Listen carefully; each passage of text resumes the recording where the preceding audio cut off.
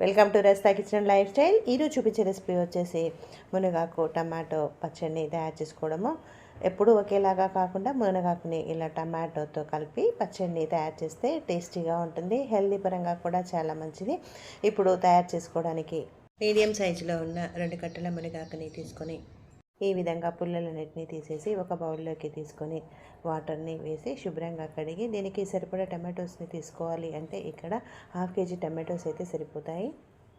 ఎప్పుడైనా టమాటోస్ని తీసుకున్నప్పుడు 2-3 టైమ్స్ అయితే కడిగితేనే పీల్కున్న బ్యాక్టీరియా అనేది పోతుంది. కాబట్టి టమాటోస్ని 2-3 టైమ్స్ అయితే కంపల్సరీగా కడగాలి.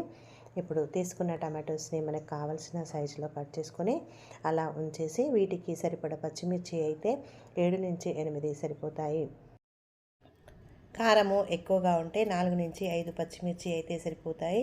ఇప్పుడు తీసుకున్న పచ్చిమిర్చిని కడిగి వీటిని ఫ్రై చేసుకోవడానికి స్టవ్ వెలిగించి ప్యాన్ పెట్టుకొని 6-7 చెంచాల వరకు నూనెను వేసి 1 టీ స్పూన్ వరకు జీలకర్ర, 2 టీ స్పూన్స్ వరకు ధనియాలు, 2 టీ స్పూన్ వరకు పల్లీలు, 4-5 వెల్లుల్లిపాయలు, పచ్చిమిర్చి, కొంచెం చింతపండు వేసి ఈ విధంగా ఫ్రై చేయాలి.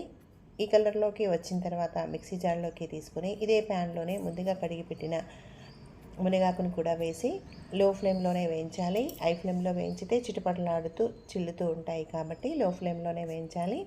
మునగాకుని ఒక బౌల్లోకి తీసుకొని ఇదే ప్యాన్లోనే టమాటోస్ని వేసి కొంచెం పసుపుని యాడ్ చేసుకొని 15 నిమిషాల పాటు అలా ఉడికించాలి. ఉడికించడం వల్ల పులుపు అనేది ఎక్కువగా వస్తుంది అండ్ ఫ్లేవర్ కూడా బాగా వచ్చేస్తుంది.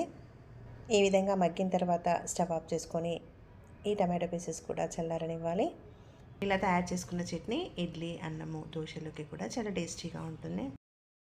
చల్లారిన పచ్చిమిర్చిని, మునగాకుని జార్లోకి తీసుకొని 1.5 టీ స్పూన్ వరకు సాల్ట్ని యాడ్ చేసి మెత్తగా గ్రైండ్ చేసి 5 వెల్లుల్లిపాయల్ని, కొన్ని టమాటోస్ని కూడా యాడ్ చేసి గ్రైండ్ చేసుకొని సగం కంటే ఎక్కువగా ఉంచిన టమాటో పీసెస్ని కూడా యాడ్ చేసుకొని గ్రైండ్ చేసుకొని ఒక బౌల్లోకి తీసుకొని పోపుని తయారు చేసుకోవడానికి మరొకసారి స్టవ్ వెలిగించి ప్యాన్ పెట్టుకొని 5-6 చెంచాల వరకు నూనెను వేసి 1/2 టీ స్పూన్ వరకు శనగపప్పు, 1/2 టీ స్పూన్ వరకు మినప్పప్పు, 1/2 టీ స్పూన్ వరకు జీలకర్ర, 1/2 టీ స్పూన్ వరకు ఆవాలు, 2-3 ఎండుమిరపకాయలు వేసి వేగిన తర్వాత సరిపడా కరివేపాకును కూడా వేసి ఈ విధంగా ఫ్రై అయిన తర్వాత కొంచెం ఇంగువని యాడ్ చేసుకొని పూర్తిగా కలిపి ముందుగా తయారు చేసుకున్న ఈ టమాటో మిశ్రమానికి యాడ్ చేసుకుంటే ఎంతో రుచికరమైన మునగాకు టమాటో పచ్చడి రెడీ అవుతుంది.